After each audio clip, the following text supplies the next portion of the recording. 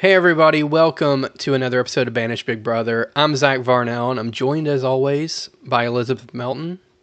Hello, everyone.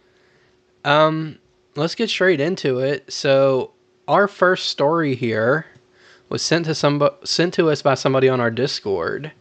So, this is a Colorado Information Analysis Center memo, basically, from July 29th, so just the other week or so, saying DFLOC, National Week of Action Against ALPRs. So currently, the CIAC is aware of 7 Colorado cities participating in DFLOC's National Week of Action Against ALPRs. And then it lists Colorado Springs, Denver, Durango, Pueblo. I don't know. A lot of these, I'm not familiar with Colorado really. These week-long events are responses to rising national discourse against unlawful surveillance conducted by flock security cameras. They call it unlawful. Yeah, that was weird. But really, I don't care if it's lawful. I still don't like it. It's pretty easy to Right. get on the politician's side and just have them call it lawful. But, Yeah. I mean, I guess if you're going by the Constitution, it's unlawful. But that seems to have gone by the wayside anyway. Yeah.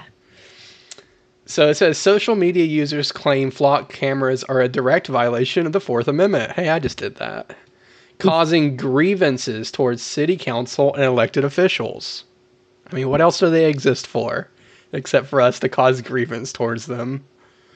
It even has a toolkit page, or DeFlock's official movement website has a toolkit page that encourages participating cities to organize certain types of events. Suggested events include information sessions, town halls, scavenger hunts, city council meetings, canvassing, watch parties, and marches, which that seems all completely legal. Yeah. 100%. Imagine encouraging people to go to city council meetings. Yeah. That's What not kind of even as anti-patriot does that? seriously. That's not even as edgy as like the Banished Big Brother events. They have scavenger hunts. We had bar crawls. So Yeah. so yeah, back when even before Banished Big Brother might have been a official organization yet, we did a bar crawl in Savannah where the idea was to dress in anti-surveillance type clothes and masks and kind of just draw attention to yourself so people are like, hey, what are these people doing? And then we could give them information about how Savannah is such a monitored and surveilled city. I will say that it makes more sense to do somewhere that is not already a huge bar crawl drinking town because we almost blended in a little too well. Yeah. But if you're doing that in like, you know, Chattanooga maybe or just some random city, you would probably stick out a little more than Savannah where everybody was kind of going crazy and dressed in some, whether it's what is it before you get married, like stuff like that. Like it's stag night in the UK. I can't remember what we call it in the US right now. Well, it's like a bachelor Yeah, party. bachelor party and bachelorette parties. That's what I was thinking. Yeah. So plenty Yeah. of that going on. So we Well, didn't maybe. I did have lips drawn on my head and an eye on my Mm-hmm. cheek and stuff like that, which I didn't see any of that. But That's true. yeah, you're correct. People just assume that you're just part of the vibe. They don't really ask questions. Yeah. So instead of Savannah, do that in like Chickamauga, Georgia. Actually, nobody would be out on the street there, but there has to be some happy medium. Anyway, so it says the creator of Flock. Okay. Anyway, it keeps going on and on about this, but I guess the interesting part is what we get to down on the second page, where it starts to talk about just other random things that, to my knowledge, have nothing to do with DFlock or the organization or the people that run them. And it seems to me to be just an attempt to connect these, even though there's no connection. It says one user by the name of No Mark Project is posting daily videos of himself taking down / disabling flock camera or flock security cameras, quote, until they're all gone. Comments left on these videos show support for this individual's actions. And, that just says comments. It doesn't say deflocks comments. Although that may be the case. I don't know.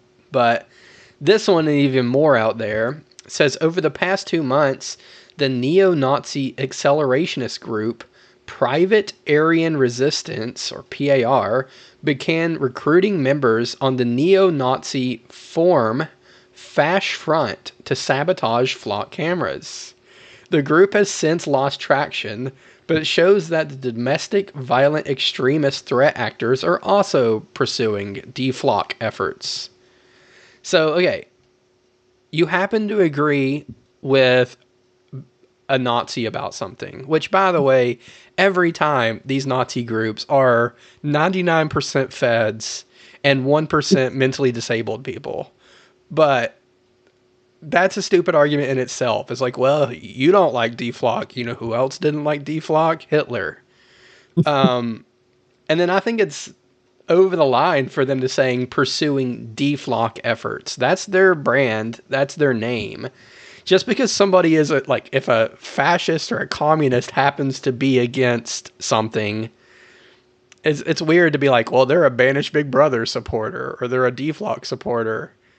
I don't know. Right. Maybe they have It has no idea who we nothing to are. do. Yeah, it has nothing to do with the organization. It's just like they talk a lot about how vegetarians, are across all different kinds of groups. That doesn't mean that they have anything else in common with one another. Yeah. And it's similar here.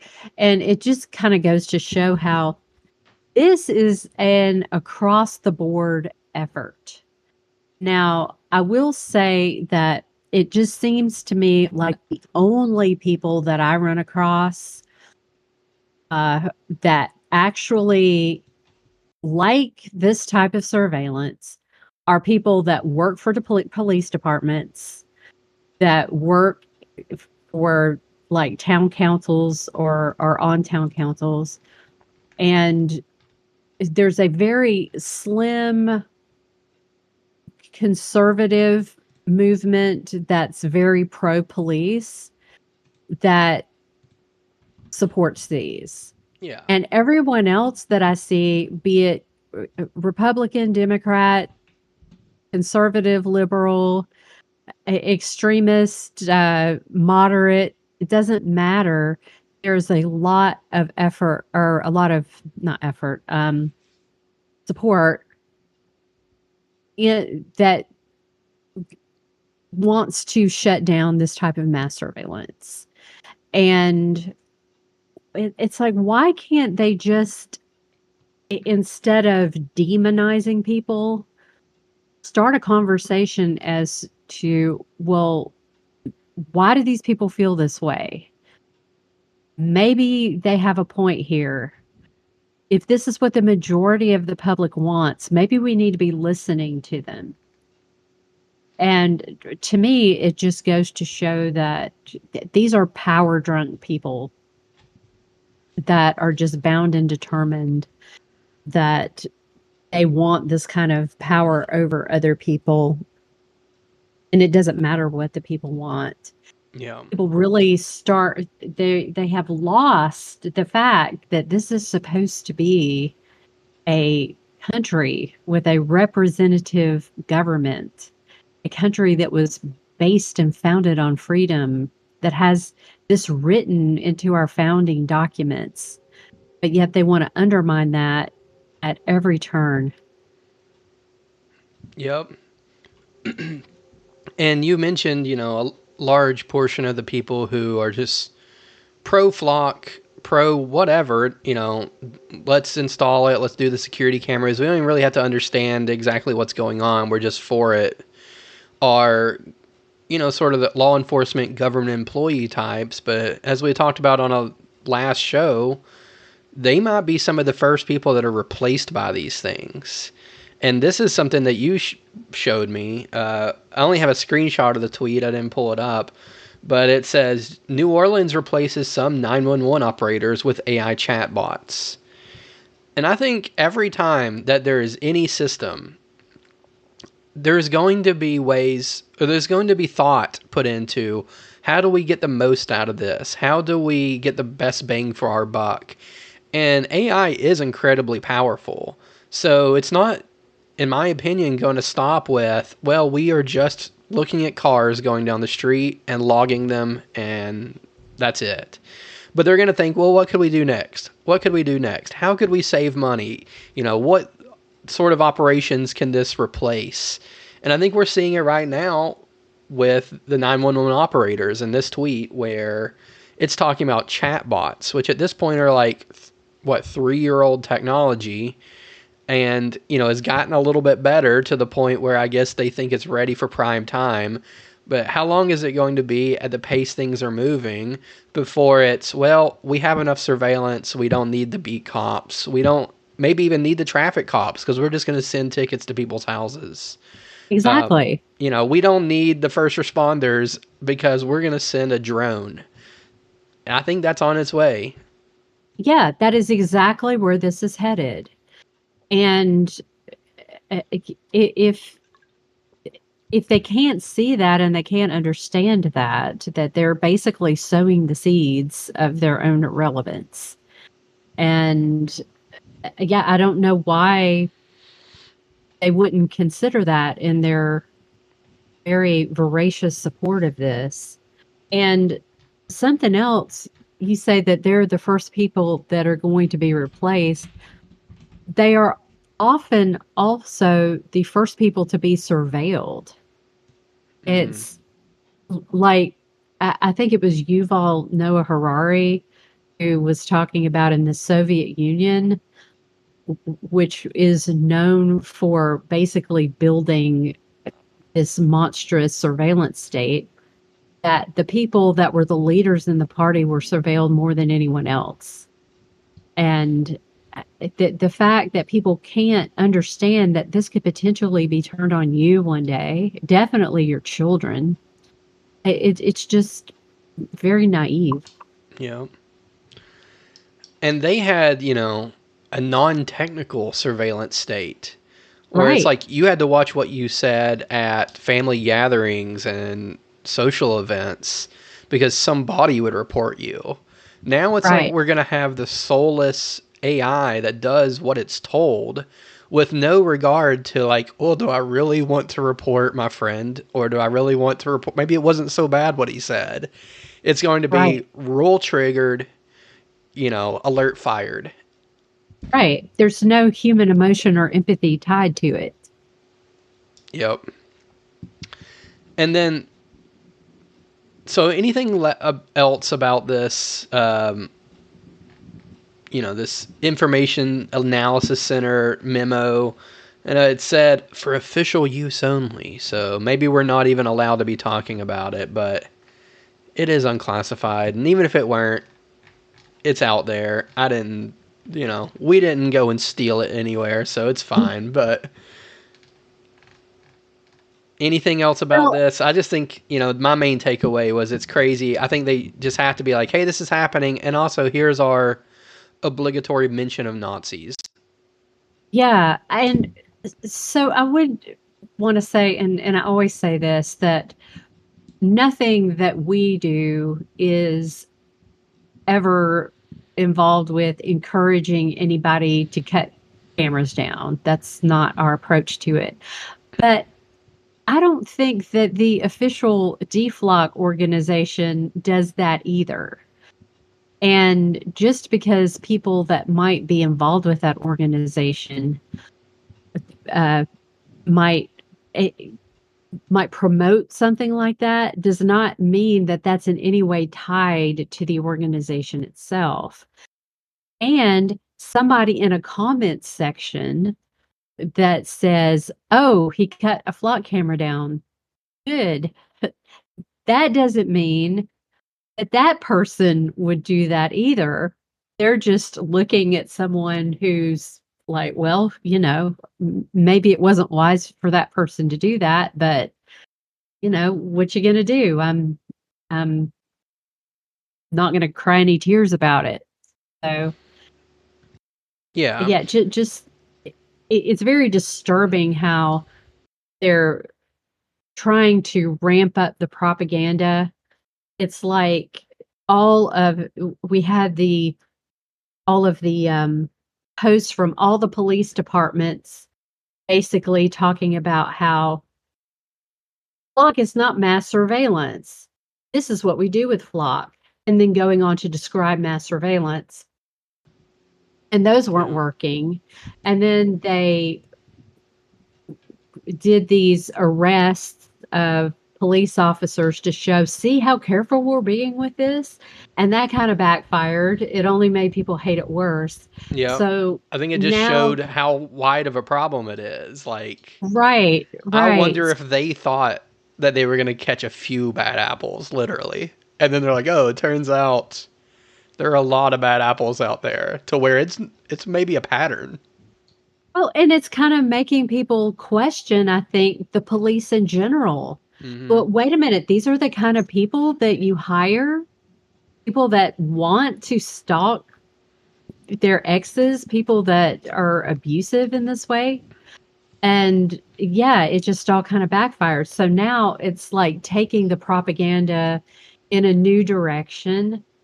So we've already had them try to tie the anti-surveillance movement to Antifa, and that didn't really work. And tie it to Chinese propaganda, and that's not really working. So now the next, neo-Nazis is the next Yeah. step in that direction. And, they tried terrorists too. And I think that word Right. has lost a lot of meaning. Yeah. Because it's like they're jumping on the bandwagon a little bit late, I think. It's like things have been called terrorist for, if not my whole life, at least since 9/11. And then things have been called fascist now for at least 10 years. I don't know. Yeah. It's like at some point, maybe even communist and Antifa is losing its meaning somewhat because these things are Yeah. overused when maybe we should use these Right. words to describe what they actually mean and not just throw it out against somebody who disagrees with you. Right. And when you get to the point where you're accusing Catholics that attend a Latin mass of being domestic terrorists, you kind of Mm-hmm. lost a lot of people, I think. Yeah. Or one of them, I think, was even like vets returning home from war. It's like, so a war that you started, you sent them there. And now when they come back, kind of fed up with what did I just do and why did I waste part of my life doing that and, have to see my buddies die in the sand. It's like now we're going to call them terrorists because maybe they're not completely gung ho for it anymore. Right. And that is a very revered demographic for a lot of people. And when you disparage veterans, you're going to turn a lot of people off. Yeah. I feel like part of this memo, like the tone that I get from it is, well, this person wasn't aghast by the destruction of this camera and like how dare them not denounce it and like you're supposed to stand up and be the first person to be like don't do it that way. And it's like I don't know, you don't actually have any responsibility to do that. And it has a name here in the memo and I don't know if it's the same guy, but there is somebody from DFlock in our Discord who has said it's like, hey, I don't think anybody should be going around destroying cameras. It's like, me, Zach Varnell, personally, I don't hate it when I see it happen because, I don't think the people shouldn't be doing it either. But at the same time, I'm not like, oh, how dare them. I understand the impulse, but I don't think it's going to be a solution. I think that we have to have laws protecting privacy. And this person in our Discord from DFlock was saying the exact same thing. Is like, it might feel good to disable a camera. It might look cool. And like, like we watch crazy stunts and police chases and stuff on TV and we'd be like, oh, that's cool. Even though we know that shouldn't be happening and that's not productive. But, Right. I don't know. At the same time, I don't think we're obligated to stand up and be like, how dare you do it that way? I don't know. That was a Right. bit of a rant, and I think you get what I mean, but Yeah. No, I agree entirely. It's not our responsibility. if people choose to break laws, we are not certainly not encouraging anyone to do that, and deflock isn't either. Yeah. It's like, I would never do it myself. I would never encourage anyone to do it. And if I could even talk to the people who are doing it, I'd be like, hey, it's probably not smart. And if you get caught, which often there are ways to get caught that you did not even think about. And, the cops spend their entire lives focusing on ways to catch bad guys or, sometimes people not doing anything. But let's just say bad guys. So there's going to be ways you didn't think about, and you have to basically be, perfect and not make any mistakes. And I don't think that's going to happen. So I wouldn't do it. And I think they're going to throw the book at you when they catch you. But that doesn't mean that, like, when I see it happen, I'm not like, look at that. There's a camera on the ground. That's too bad.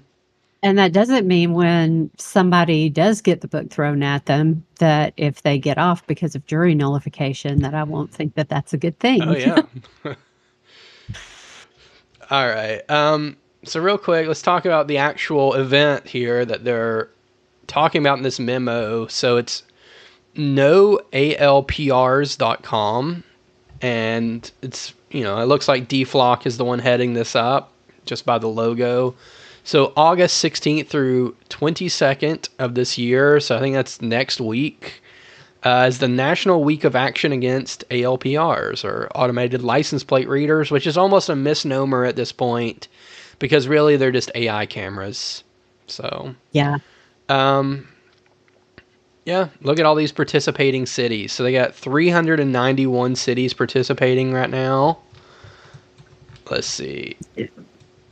Here, I know we live in Georgia, so we talk about it a lot. Counting like 10 in the Atlanta area. I don't know. Maybe another 6 or 7 outside of the Atlanta area, and just all over the place. I don't see a state. Oh, no, there's a few states that don't have any. Montana, Wyoming. The usual suspects don't have anything, but everywhere Yeah. else seems to be nothing in Hawaii. I've heard Hawaii loves their big government, though, so. Or maybe they don't have them yet. Who I think knows? Alaska is the only state that doesn't have them. Ah, Um, but Montana has some pretty robust activity in their legislature up there. I can't remember his name, but there is an individual in the legislature that is introducing uh, anti ALPR legislation to ban them in the state. So, yeah, there's not as much of a push up there because their government is already on their side. Their government truly represents their citizens, which is it's not the unusual. case in Yeah. Georgia, at least. Yeah. So look at this. I'm just scrolling through here, and you can see what is it? What's the word? Like a coalition. This is where even I see one called Muslim Justice League.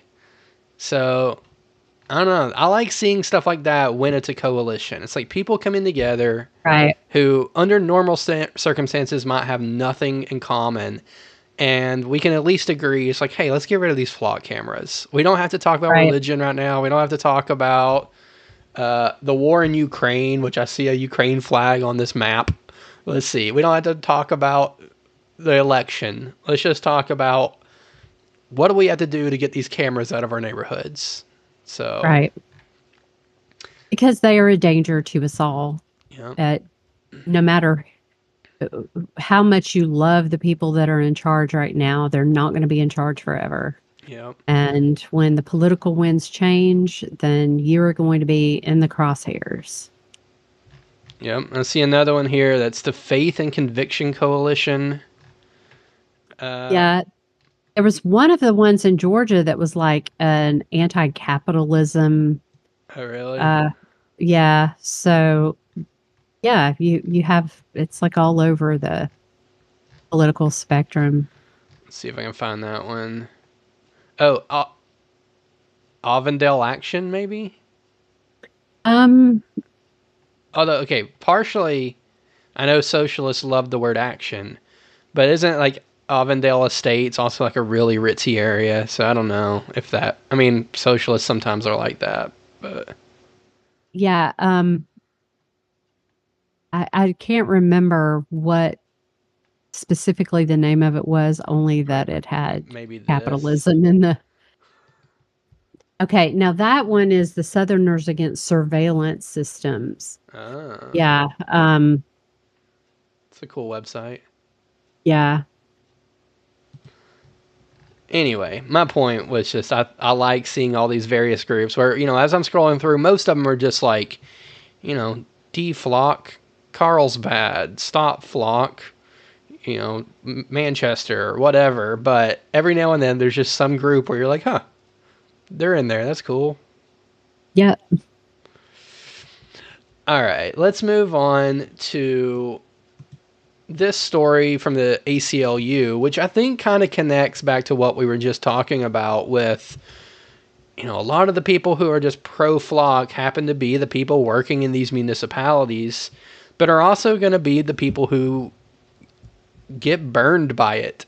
And it seems like it's already happening. So it says municipalities, beware of changes in Flock's legal terms if you're using or considering license plate readers. So basically, it says Flock made at least 4 changes to its standard terms and conditions in the last 7 months, leading up to its current contract. And these include sale of data. Flock's previous terms and conditions stated flatly, quote, Flock does not own and shall not sell customer data, end quote. It says that language is now absent from their terms and conditions. So, in a way, that's like, like the idea of a warrant canary. When you put something on your website and if it disappears, that's a sign that something has happened. Have you Right, ever heard of that? So it's like, what's the federal, like the national security letter that people were getting, and they weren't actually legally allowed to talk about it in direct violation right, of the First Amendment. So they would put up warrant canaries to be like, I have never gotten a national security letter. And then one day, if that gets removed from the website, they're not talking about it, but somebody can spot that that is no longer there and be like, huh, I guess they've gotten a national security letter. So that's the intentional version of what Flock has done here, where they just quietly removed that.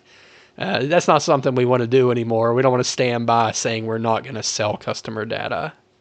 well, if you're taking it off that you're not doing it, that is a pretty good indication that that means that you're doing it now. Uh, Yeah. Let's see. Um, Speaking of, Banished Big Brother does kind of have a warrant canary, in a way. We have a transparency report. Banished Big Brother has never turned over our encryption or authentication keys, nor our customer. I mean, some of this is kind of generic. We don't really have customers. We've never installed any law enforcement software or equipment anywhere on our network. Uh, I mean, I don't know what that would get them anyway, but we've never done it. We've never provided law enforcement organization a feed of, again, don't have customers. So some of this was meant to be like a future proofing, but we've never done any of these things. And I guess you can go and kind of screenshot this page. And if one of these ever disappears, you can be like, they've done something bad. So, okay, back to the ACLU thing. The next one, the new terms and conditions and the new license grants legal ownership of the data to the customer, but grants the company the exclusive right to determine and control the method, timing, format, and medium of access to the data that supposedly belongs to the customer. So I guess, do you really own it if, somebody else basically has complete control and can do whatever they want with it? That sounds more like co-ownership at best. right, and I think we've talked about this before, where if they say, well, we don't give anybody access to the raw footage, but then they change that somehow, put a filter on it, resize it, whatever, it's no longer raw footage. Yeah. And it even says that, it says, "Have I been flocked?" reports that Flock appears to be giving customers access not to raw footage, but to altered, degraded, low resolution copies of that data, which also lack metadata such as timestamps. And, you know, it's a funny form of ownership, it points out. Like, if you own it, but you're not allowed to see the HD stuff, and you're not allowed to have the original copies or even the timestamps. We have it, but you can't have it. You don't own it. You're getting Right.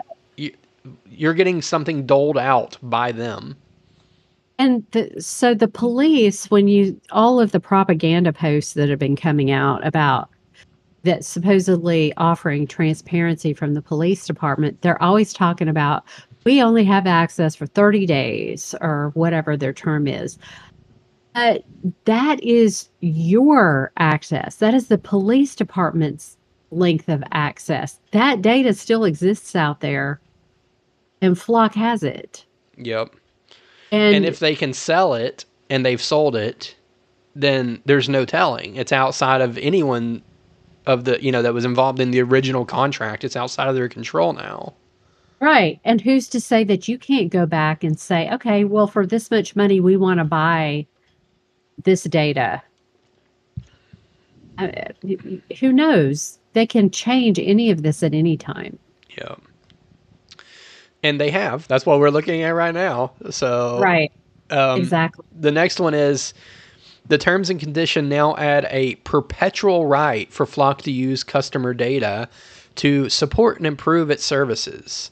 So that's pretty broad. I think people could make a lot of arguments for what support and improve its services mean. I mean, there's some pretty explicit stuff in the Bill of Rights, and people are still able to argue. It's like, nah, that's not what they meant. They meant this other thing. So when you're starting that broad to begin with, that basically means we can do whatever we want with it. So like you said, if there's any we delete the data, after 30 days here at the police department, that doesn't really matter, because Flock is saying they have a perpetual right to use it forever. So it says, even if the city, town, or whatever has determined or has terminated its relationship with Flock and no longer has access to the data itself, Flock would still have the right to use it with no expiration date. Yeah. And then the last one here, it just says basically expands its protections against liability for willful misconduct, gross negligence, and potentially shifting the cost of data breaches and other failures from the company to taxpayers. And that's how it always is. It feels like, if a cop does something and they get sued for it, they get a unpaid vacation for a few weeks, and then the taxpayers have to pay a ton of money. Yeah. Let's see. Qualified immunity means. Yeah. It also makes private arbitration under Georgia law when there's a contract dispute. So it makes it harder for customers to terminate Flock contracts. I don't know. So that's something I usually see when it's like, I don't know. I'm not a legal expert by any means, but I've done that with some of my contracts before, where I'm like, I don't want to go to court. I know they don't want to go to court. Really, if somebody decides to screw me over, they're just going to get away with it. But, maybe I'll write in this private arbitration thing just because, it's expensive and time consuming and a bother to go to court. But if you're talking about they own customer data and they have contractual obligations and all these things that they could be willfully, have willful misconduct or gross negligence against, I feel like being able to take them to court in that case is important. Yes. Yes. I agree. All right, so that's the end of this one. Basically, it just wraps up saying cities and towns that are considering using this driver surveillance technology, which again, so quickly these things get out of date. It's no longer driver surveillance technology. It's just surveillance technology. You could be walking down the street. There's ones that are pointed at people's houses. There's ones pointed at the entrance to Kroger now. So you don't have to be driving. You can be walking. You can be sitting in a park, whatever. It's just surveillance technology. But we'll never get anything done on this podcast if I stop to correct all of those. But Well, and something else though is just to note that if you read this, you understand that everything that these police departments are saying in their social media posts is disingenuous because yes, they only have 30 days, but Flock has the information forever. Yes, okay, you're not collecting people's faces and identities. The cameras themselves don't capture that, but it is being matched to individuals. Otherwise, how would you know who these people are? How would you find them if you're not getting their personal information? So, yeah, everything that they're saying in these posts may be technically correct, but there's more to the story in that it is not overall correct. yep. And again, it's like it seems like when they say it's like, well, we don't identify individuals. It's just what I don't know. I can't think of the word right now for it, but it's like that's not completely true either. What I guess they mean is that they don't do facial recognition where it looks at me and goes, "Oh, that's Zach Varnell," but it still might record, as a white male with brown long hair and a beard, wearing headphones, something like that, which is identifying me if I'm walking around on the street and now that description of me is out there. And police have been using it, according to 404 Media, which I don't have the article pulled up right now, but I remember it saying that they were running searches not for license plates, not even for, the color of the vehicle, or the vehicle has a roof rack or whatever it is that they can determine via the AI, but things like there was a Trump sticker on the white truck or the white Jeep, and then it returns all the white Jeeps in the city or even further out with all these information sharing that have Trump stickers on it, and everywhere this dude has been. So in a way, you're looking at somebody and searching for them by apparent political affiliation in that regard. And there was Yeah, another one that's like they searched for a heavyset man on a skateboard. So they're not even looking for a driver. They're looking for somebody on a skateboard, and they're right. looking for based on his qualities of being a man, being heavyset. So, Well, and so they say flock cameras are not collecting people's cell phone location data and conversations and things like that. The license plate readers are not doing that. That's right. The license plate readers are not doing that. They're doing that with other types of cameras, other types of flock cameras. So they're mm, still doing it. They're just not doing it with license plate readers. And okay, that's not flock. You're right. That's signal trace, which just happens to be on the pole with the flock camera. So it's not that you're not doing it, you're just not specifically doing it with the flock camera. But you're out there saying that in a way that would indicate that you're not doing it at all. yeah, that it's not happening. Right.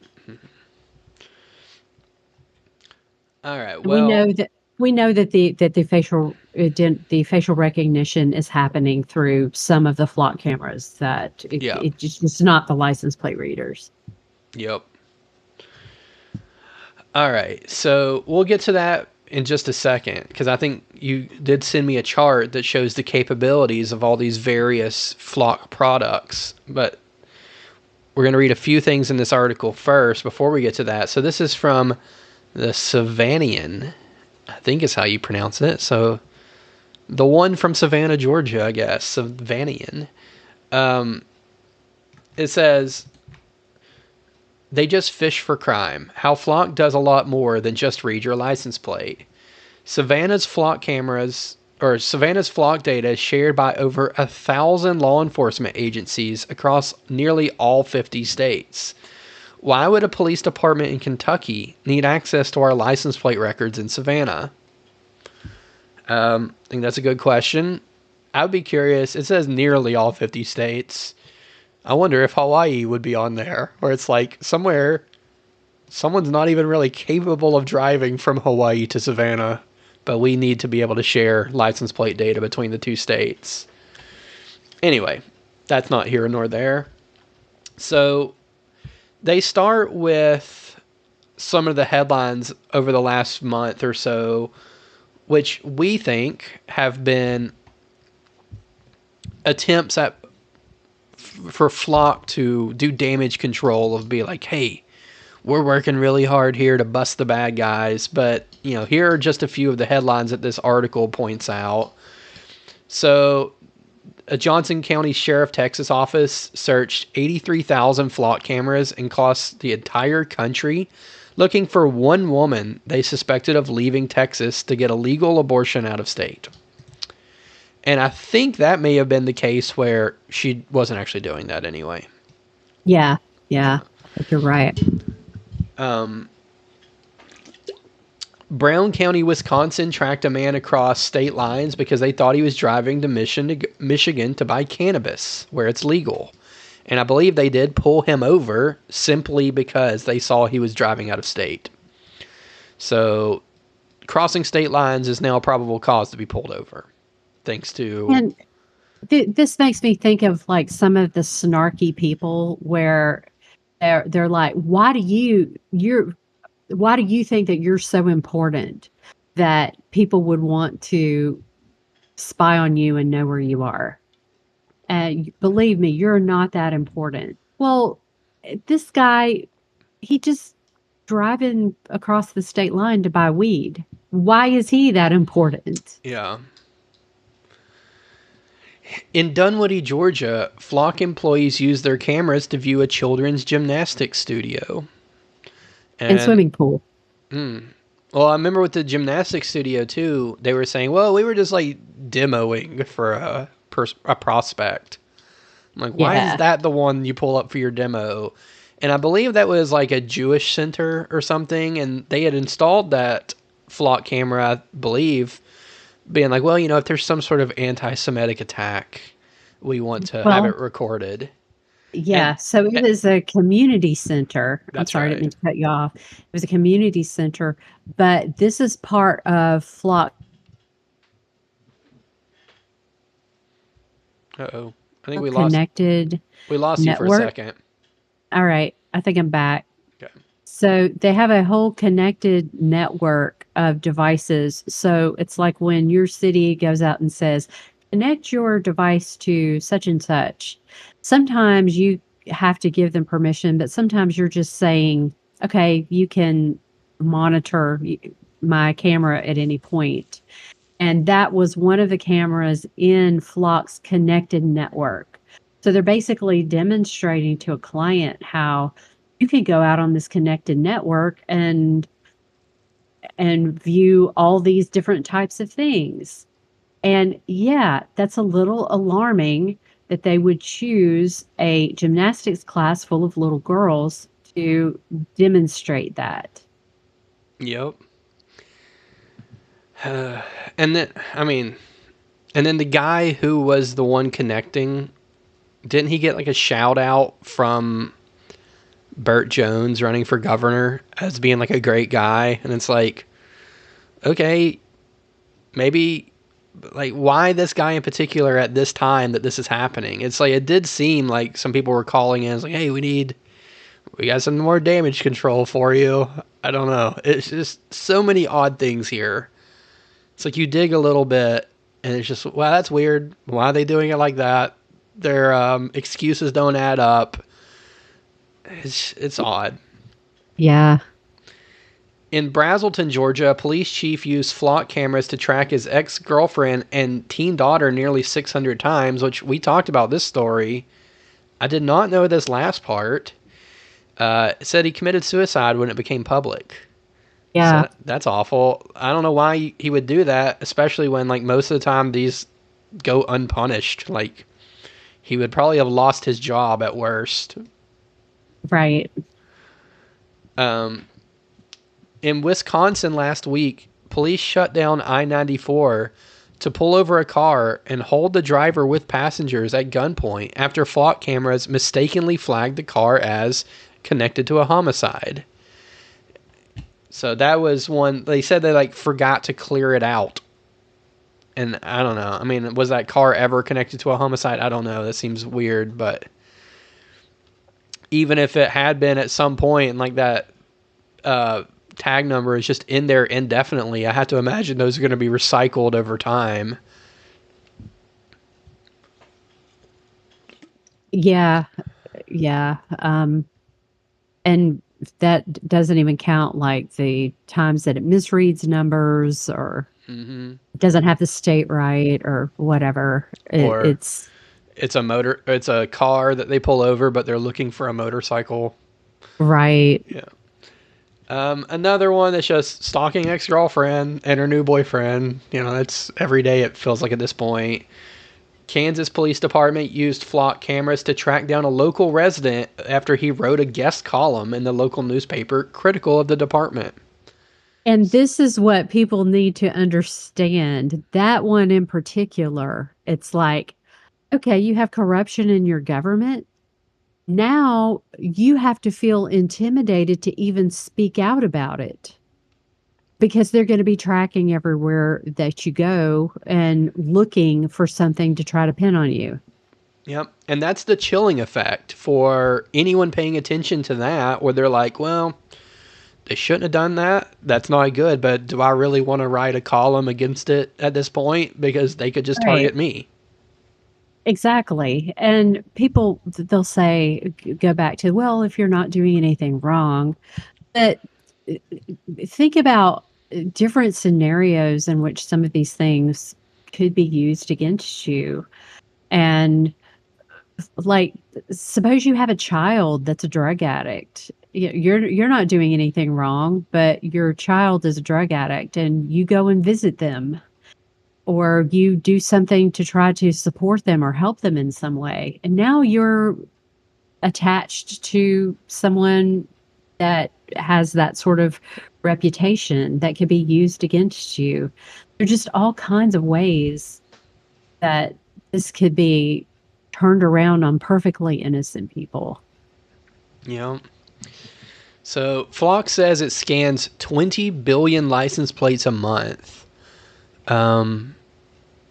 That's insane. And, you know, that's one of those things, too. It's where, you know, they go on X and they brag. It's like, oh, Flock was involved with catching this very bad guy. It's like, yeah, you scan 20 billion license plates a month and have a mass surveillance system. You're bound to catch some things.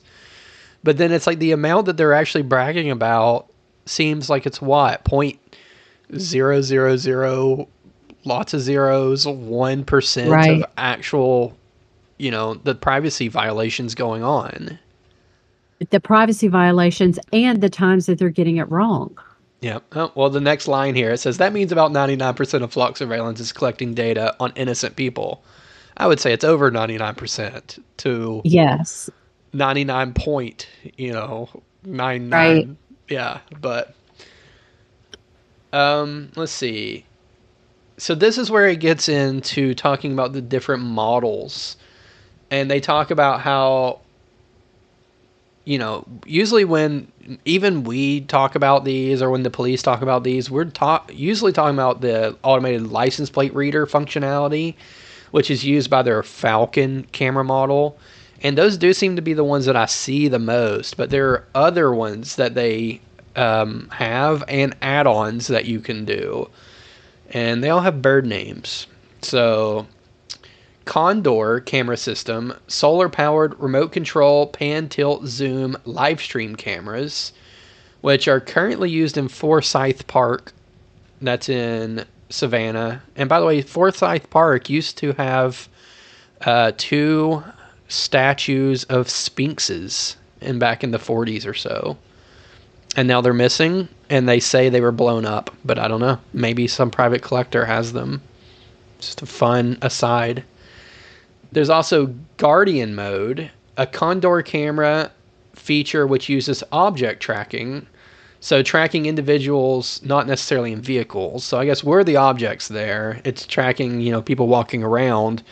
So I guess that pan, tilt, zoom is kind of happening automatically. It's just following people. And then aerodrome, which is weapon slash camera capable drones. Okay, so camera capable drones I get. So they have a drone with a camera on it, but it's saying weapon capable too. So I don't know if they've done that yet, have they?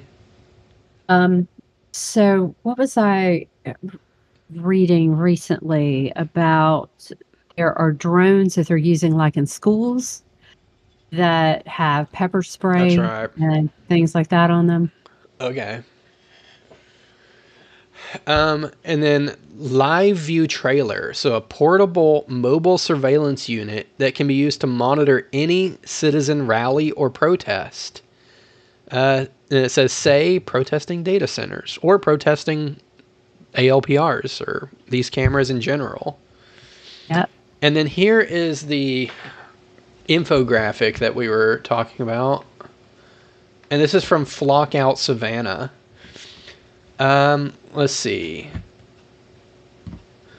Let's see. So Flock is a full spectrum surveillance platform that combines fixed cameras, live audio, acoustic sensors, so it's not just shot spotter anymore, mobile units, autonomous drones, and they're all feeding a centralized data collection system called Flock OS. A city that signs the contract can adopt the entire stack without new procurement approvals. Yep. That's why canceling the Flock contract is not enough. Only an ordinance banning the technology category closes the door permanently. Well, also, a lot of like police departments or city managers, they have a threshold for spending. So it's like if you are going to spend over $50,000 on something, you have to get approval of city council. But if you're going to spend under that, then you don't. So by breaking this up, by getting, okay, we're going to get this many flock cameras and it's going to be under this amount of money. And then later on, you upgrade and you add some of these other things, then you're able to actually get a whole suite of products implemented without having to get approval because you're doing it piecemeal. Yeah. So over a certain amount, they often have to put out requests for proposals. Yeah. So that would be a public, hey, we're about to do this, and anybody's welcome to bid on it. And then, if somebody comes in and says it's going to cost them $1 million, and then somebody else says they can do it for 100,000, and they still select the $1 million bid, maybe that raises some eyebrows, and you're like, oh, why'd you do that? And I think Right. actually here in the county I live in, there was some county council people who were arrested by the GBI for something very much like that, where they did an RFP, and then they obviously just selected their friends overinflated bid, and it was just so obvious that they're like, well, this guy didn't even get his bid in on time. It wasn't the best bid. All this, so they got caught, and honestly, I think everything was dropped at some point. But it probably was still a nightmare to have to go through all of it. So, but I guess the thing you're saying too is you could have two services that are so closely related that they're basically the same service. Like, well, we have our license plate reader camera, and then we have the one that can pan and tilt. And we'll give them both to you on different contracts for just $49,000 each. That way Right. it's below the RFP amount, but it's still two contracts or multiple. It could be 9 contracts. I don't know. So, they're just pricing everything right below what they would need, or what right Right. below what they would have to do an RFP for. Which, if you do it at the bank, if you go and you deposit, like $8,000 over and over again to avoid uh, ringing the bell of what is it, the DEA or whatever, they call that structuring, and you can get in trouble for it. Right. That's right. That's right. So Yeah, it's just crazy how underhanded and sneaky and the lack of transparency surrounding all of this. And a lot of it, too, is funded through federal grants. And the police departments can get these grants, and the city doesn't even know because they're not requesting money. The city doesn't even have to know that they're about to do it, which is why it is so important. And I think that it was mentioned in that article that you need to have legislation that bans, prohibits, requires approval, all of these different things. And it needs to be put in place before it's done. Of course, there are hardly any communities now that are untouched by this. Most communities, even like little small towns, are getting at least one or two flock cameras. So the window to get in front of it and put restrictions in place before somebody does something underhanded and gets them in is closing. Yeah. Well, let's just round out real quick. This whole theme that we've been talking about where there was, this damage control campaign, and it seems to have actually even been backfiring. And here is the latest one on it where it tells me that it's winding down and they're not even really trying anymore. So this is from here in Georgia, from WSB TV in Atlanta. It says flock misuse. 8 Metro Atlanta officers suspended over policy violations. I don't need to go into it because it's the same stuff we talked about time and time again. But here is the key in this article. He says the discipline ranged from 16 to 80-hour suspensions, and none of the 8 have been criminally charged. So, at best, they were given 2 days off work, and at worst, 2 weeks. Which maybe not even 2 weeks, because I know sometimes they work even longer weeks. But, yeah. So 2-week vacation, 2-day vacation, and you're back on the job, no criminal charges. It seems to me like they're just winding this thing down. Like, well, we tried arresting some people, we tried firing some people. It actually kind of blew up in our face, made this worse. So why should Yeah. we lose the public opinion and have to get rid of our guys? We're not doing that anymore.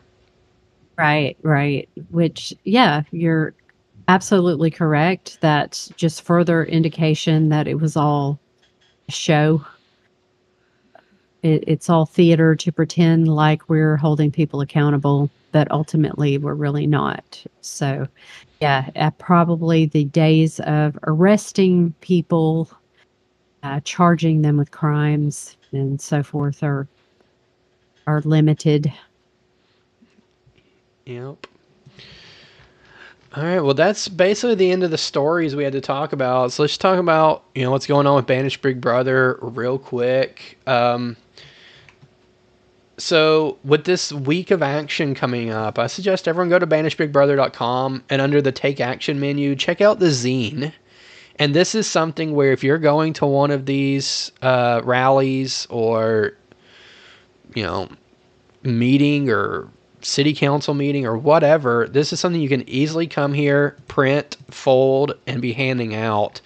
And you have what I think looks very professional and fun and quick and absorbable. So I think this is almost like all the good of like how memes, love them or hate them, are very quick to absorb in somebody's mind, very digestible. So we have that to where it's like you could read this thing in a minute and a half, but it's packed with actual good information, good arguments about why people should care about surveillance. Plus, I think it's novel that it's a zine and it's very well designed. And I think the art you did is really cool. It's just, kudos in general. And I think this is a great resource that people should be handing out. And these are the typical arguments that people have as to why the surveillance is okay. If you haven't done anything wrong, you have nothing to worry about. They're keeping us safe. There's no expectation of privacy in public. That smartphone that you carry around collects more data than government surveillance. And then the examples of how, yeah, well, they stole my car and found it. And Mm-hmm. yeah, so these are the typical arguments that people have to try to justify it. And the logic behind why those are not good arguments and it is still not okay. Yep. So yeah, check that out, banishedbigbrother.com, under the Take Action menu, and there's the actual printable zine as well as a video showing you how to fold it. And other stuff going on is, I know there's been a kind of blitz of media reaching out and looking for opinions on things recently. You were on Sirius XM radio recently, and that went really well. And you may have, kind of started a relationship with that show that will have you back on. And I saw that they were looking for lots of different, opinions and topics, and all of it's around surveillance. So that's a lot of that information getting out to truckers. Also, we've put in, you have an interview coming up with Newsmax, I believe. So Yes. I submitted some stuff to Newsmax to another guy who's writing an article there for a print edition. I don't know they're going to use my stuff, but he did reply thanking me and saying, he's going to consider it. So we'll see. If that gets run, it'll be in a print edition in October.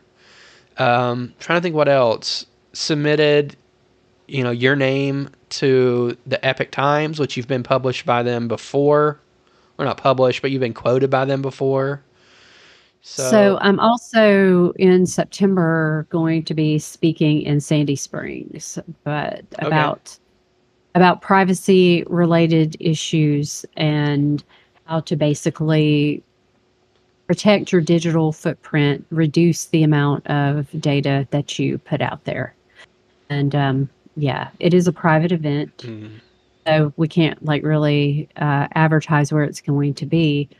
But if you need someone to speak at an event, and if it is within our ability to do so, yeah, definitely reach out to us and we will help if we can. Yep. So, if you can attend that event, definitely put on your own, and you can have Elizabeth come speak at that. So, you can look at that, banishedbigbrother.com. Towards the end of the page, we have request a speaker button that you can hit, or you can just use the regular contact form or reach out to us at either Zach at banishedbigbrother.com or Elizabeth at banishedbigbrother.com, and it's ZACH. I'm trying to think what else. We're always looking for donations. We have basically a shoestring budget, and we make things happen very cheaply. Neither of us are getting paid, but there are expenses involved in, running the website, putting out podcasts, things like that. And more than that, we would like to grow. We would like to do more. And we, have kind of been involved in some political action and, spending larger amounts of money in the past to promote freedom. And we would like to do it more so for this particular topic. And it seems like the iron is hot right now. So it'd be a good time if, you're thinking about trying to support some freedom oriented, pro privacy organizations. Please consider Banish Big Brother and go to banishedbigbrother.com/donate and make a donation. And especially anything recurring, even if it's $5 a month or $10 a month, that really helps, and it adds up over time. Also, if you're like fed up with this happening in your community and you want to organize, that is kind of our specialty, is to help you set up in your community and organize and get people together to engage with your local government and get them concerned, get them to care about this issue too. Yes. We have ways already. The toolkit, if you haven't read it, it's more geared towards smart cities, but what we're seeing now kind of is just the, I think, beginning stages of smart cities, 15-minute cities, things like that. Other resources, I Right. don't know. Really, you just need to go to banishedbigbrother.com and start checking things out, because it's almost getting too much to like mention everything on every podcast, but there's plenty there to help out local groups, merch, support whatever you'd like to do.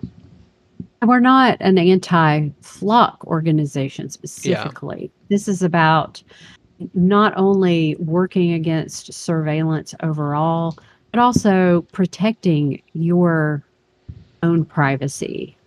Yep. I mean, we are anti-flock, to be, or at least I Right. am, you are, to be clear. But Right. we are more broad than that. And we weren't We are not. founded as an anti-flock organization. We were founded as Right. an anti-Big Brother organization. Right. We're not specifically anti-flock. Yeah. All right. Well, let's just check out this last story real quick. Maybe something a little lighter before we wrap up. So, from Yahoo Tech, a researcher used AI camouflage to fool flock cameras. So, here's the use of AI to fool AI. And the image being shown is of some little Toyota, roly-poly car. I don't know what model that is. But it's wrapped in sort of this, like, psychedelic, I don't even know, like, geometric camouflage with reds and blues and greens and purple. And it looks great. Oh, it's a Toyota Yaris. It looks crazy. So I guess that is fooling flock cameras AI.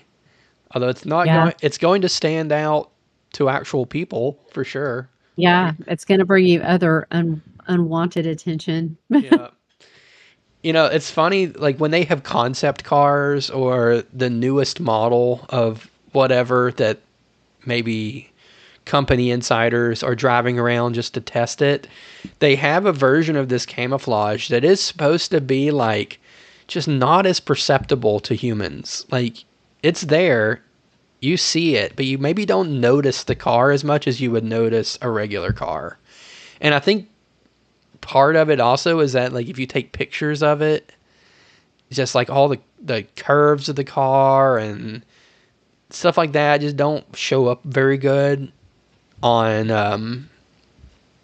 on camera. So I don't know. That's It almost seems like you would that. want humans to see your car, though, Yeah, that's so that true. they don't like pull out in front of you. They want to. Yeah. You want them to see you coming. I've heard that like gray cars get into more accidents than others because of that. That they blend into the background and people don't see them. You would definitely see that coming. Yeah. You know what this reminds me of is like Dazzle paint. Have you ever heard of that? From was it World War II? Or is it World War I? Yeah, World Mm, War II. So Dazzle camouflage is where they would paint the ships in these big, bold black and white stripes, and the stripes are kind of even a tiny bit wavy, and it just looks like the last thing you would expect to paint a ship. But it's because when you're, I guess, looking at it over a periscope, you can't tell which direction it's pointing, how fast it's going, and it really yeah, did work where with ships that were painted that color would have torpedoes launched at them and they would go wide. So I think, that's the concept behind a zebra stripes, yeah. isn't it? You can't really tell within the herd, the individuals. They kind of all blend together. And I think the only reason they stopped Dazzle paint was just because there were new, better technologies available. And then, like, radar became more available too. So it's like they're not really sighting in, torpedoes just by looking and, like, doing math. But they're like, we got radar now. We can obviously see your Dazzle paint. So it kind of fell out of use that way. It wasn't that it didn't work, so they went back to normal. It did work. It's just, technology kind of outpaced the need for that. But it's going to be interesting to see what sort of modern versions of this pop up and whether anything actually takes off or whether it's just going to be you know, curiosity in Yahoo News. So I'm sure something will take off. I don't think it'll be this. Yeah. I don't know. I'm down for it. Yeah. All right. Well, I guess that's it. Any last words? Anything to leave us on? I think we covered it. All right. Well, that's it from me too. Bye, everybody. Thanks for listening in. Thanks for watching. See you next time. Adios.